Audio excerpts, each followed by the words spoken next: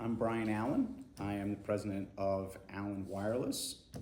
We are a real estate consulting firm that focuses on managing assets in the cell phone tower industry. We help you manage your rooftop, your water tank, or piece of land which might have a tower on it in your woods. And we're located just outside of Worcester, right in the center of New England. How did you get into this business? I had been teaching and coaching. I coached basketball, soccer, and track at the high school level out of college. And I got to the point where teaching wasn't the right fit anymore. So I went and got my real estate license. And I happened to be playing basketball with a guy who was looking for people to do wireless real estate. So everyone said, give this guy a call. I went up, and even after the 2-hour interview, I still had no idea what wireless real estate was. But they hired me, and I started making calls for a company called SBA, which is one of the major tower companies. I got all my training there with some great industry veterans. And after about a year, they decided everybody was going to be a contractor. So the business kind of lends itself to remote work, and I've been working remotely for at least 25 years in this business. Why did you switch from the carrier side to representing landlords? Well, there's a delicate balance when you work on the carrier side. I worked mostly for AT&T and US Cellular during my time period. I worked for a couple minor carriers like Modio, who did the first video over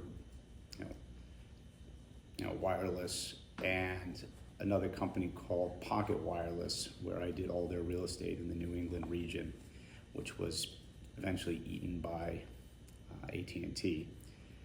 But after you represent the carrier for a long time, you realize that they have a huge advantage over the private landlord.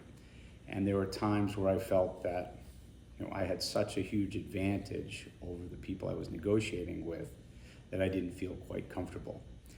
So at that point, I decided about 7 years ago now that I was going to switch over and do something else. So I started doing residential and commercial real estate, and all the people who I had talked to when I represented the carriers kept calling me and asking for advice. So out of that situation, I created the consulting business to represent the landlords. Is that what you like most about what you do?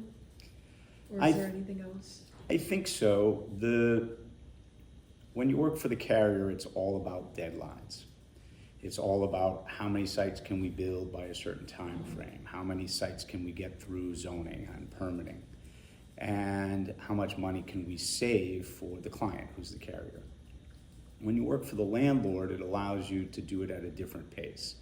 You understand that the carrier has time expectations and they want to complete their projects, but you also know what their pain points are and how much they're willing to pay to make that happen.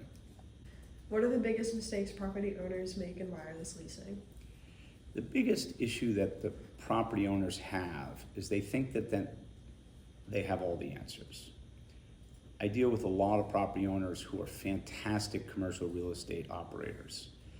They have commercial tenants or they have residential tenants, and they do a great job running their properties. And they try to transfer those skills to the wireless leasing space. The difficulty is there's slight changes and differences between commercial real estate and wireless real estate, and they get hung up on the minutia within the lease documents, and they get hung up with expectations of how the lease is supposed to look. What I'm able to do is to soften that from the commercial real estate side, so that that real estate owner is able to use the skills that they have, and through me transfer that to the relationship with the carrier. How should I handle carrier requests for modifications? The biggest problem that landlords have is they think they have to do everything instantaneously. They also feel that any letter that they have that received, any letter they receive from the carrier is the most important thing that's ever happened. There's a lot of letters out there that come in the mail that should be thrown in the trash right away. It's difficult to distinguish those from the ones where something actually is going to happen. A lot of times the landlords are afraid that the rent is going to go away, that the carrier is actually thinking of moving across the street. Though this does happen sometimes, in New England, where I do the majority of my work, it's very rare.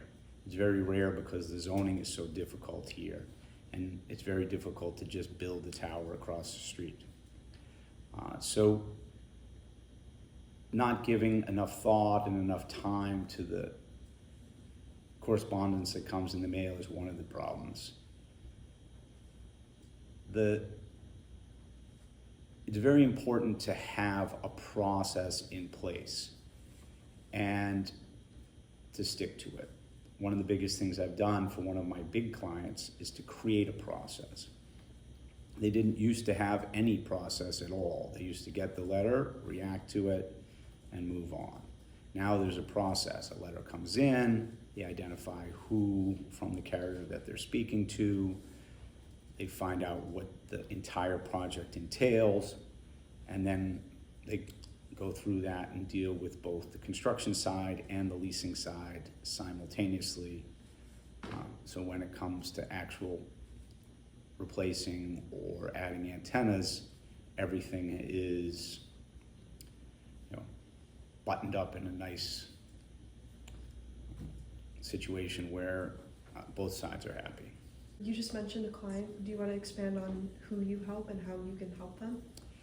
Well, my major client is a private water company, Connecticut Water. They also own San Jose Water and Maine Water Company and Austin Water. I've taken them from, once again, reacting quickly to things because they thought they were important, to slowing the process down. Water companies are great clients because they oftentimes have the highest structure in the area. And the carriers are pretty good at attaching things to water tanks and working with the water companies. But the main focus of a water company is to provide water and storage to their clients. So this is an ancillary use. Prior to my involvement, they didn't realize, the revenue that could be derived from this, but they also considered it a hassle. I've taken the hassle out of their hands, so now they can focus on moving water from point A to point B and not have to worry about, if T-Mobile wants to do a project or AT&T wants to, add some antennas. What makes Allen Wireless different from other wireless real estate consultancies? The major wireless real estate companies are the tower companies, SBA, American Tower, and Crown Castle. They own thousands of towers all over the world. They have a process. And as an add-on to that, they've decided to help people who have a rooftop installation or a tower in their backyard or a water tank collect the rent and deal with modification proposals.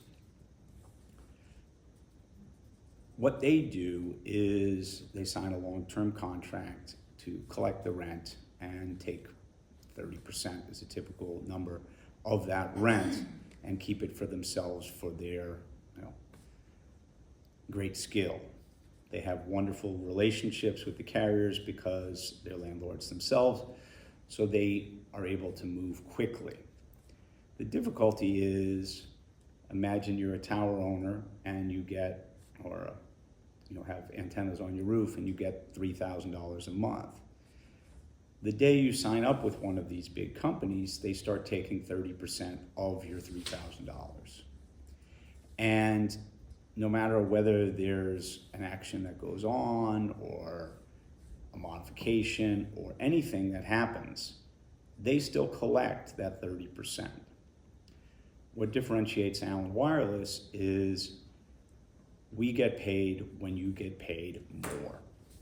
So if you're collecting $3,000 in rent today and you were just signing every document that came in the mail, and AT&T or T-Mobile would keep adding more and more antennas to their equipment that was existing, you'd still get $3,000 a month.